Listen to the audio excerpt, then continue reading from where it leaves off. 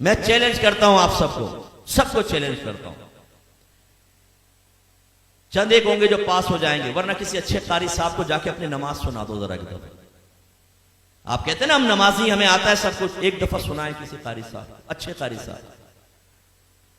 सैकड़ों तो आपकी तलफ्फुज की गलतियां होंगी, तजवीद पढ़ी नहीं होती हमने, नमाज में उल्टा सीधा पढ़ रहे होते। रब्बी जालनी, ओ भाई रब्बी जालनी है, जालनी कहां से आ गया? जीम पे तो फतह है ही नहीं, आप जीम साकिन है।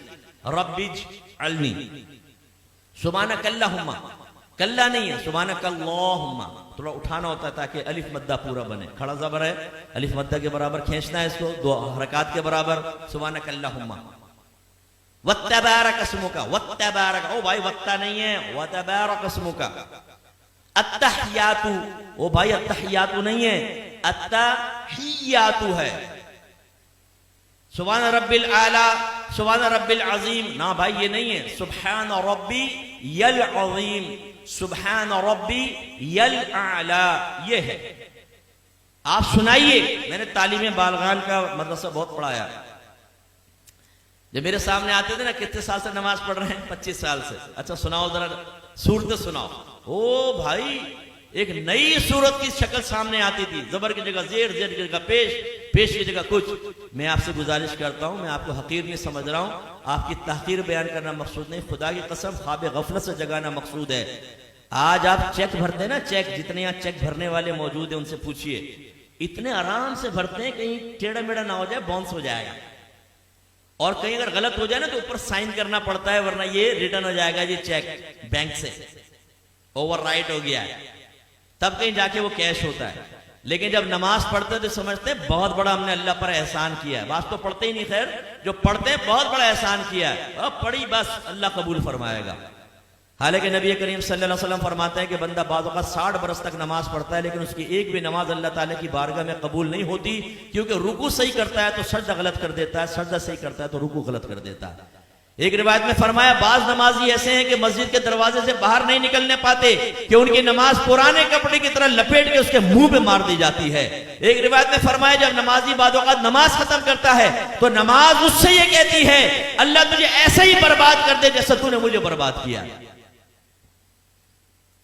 उसमें वो खास तौर पे सुपरमैन नौजवान यहां बैठे हुए ना, जब नमाज पढ़ने खड़े होते हैं, रुकू सजदा, एकदम सीधे खड़े हो गए, रुकू सजदा,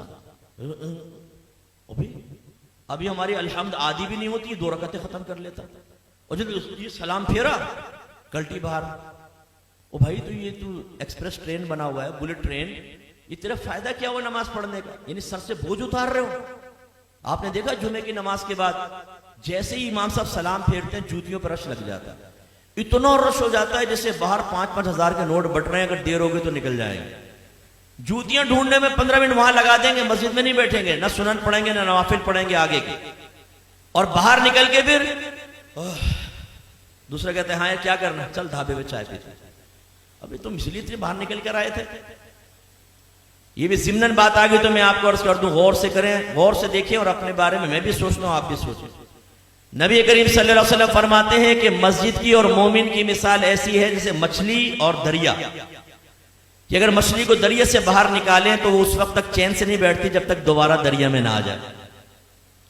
और मुनाफिक की और मस्जिद की मिसाल ऐसी है जैसे परिंदा और पिंजरा, कि अगर परिंदे को पिंजरे में बंद कर दें तो फड़फड़ाता रहता है कि दरवाजा खुले और मैं उड़ जाऊं, और जैसे खोलते हैं उड़ जाता है।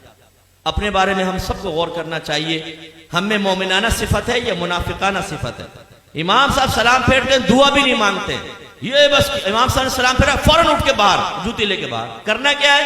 दोस्तों के साथ बैठ के गंदी लड़कियों की बातें करनी। हालांकि नबी करीम सल्लल्लाहु अलैहि वसल्लम ने फरमाया कि जब कोई नमाज पढ़ के अपनी जगह बैठा रहे और जानबूझ के अपना वुजू ना तोड़े तो फरिश्ते उसके लिए दुआए बख्शिश और मग़फ़िरत करते रहते हैं जब तक कि वो उठ ना जाए। इसलिए आले सुन्नत का जो है ना कि नमाज के बाद दुआ, इसमें बड़ी हिकमत है। बाज लोग जैसे सलाम फेरते हैं, आप देखें बाज मकातिब फिक्र वाले उठ के चले जाते हैं, कहते हैं दुआ कहां साबित है? ओ भाई, जब नबी करीम ने दुआ की तलकीन फरमा दी तो बस ये जिस टाइम भी आप दुआ मांगेंगे उसी हुक्म हदीस पर या हुक्म रसूल पर अमल की सूरत बनेगी। और इसमें फायदा क्या है, जब आप बैठ के दुआ मांगते हैं, जितनी देर बैठे रहेंगे फरिश्ते भी दुआएं बख्शिश और मगफिरत करते रहेंगे। लेकिन जो फौरन सलाम फेरते उठ के चला जाएगा, जैसे ही खड़ा होगा फरिश्तों की दुआएं मगफिरत मुनक़ते हो जाएगी। तो ये हमारा हाल है।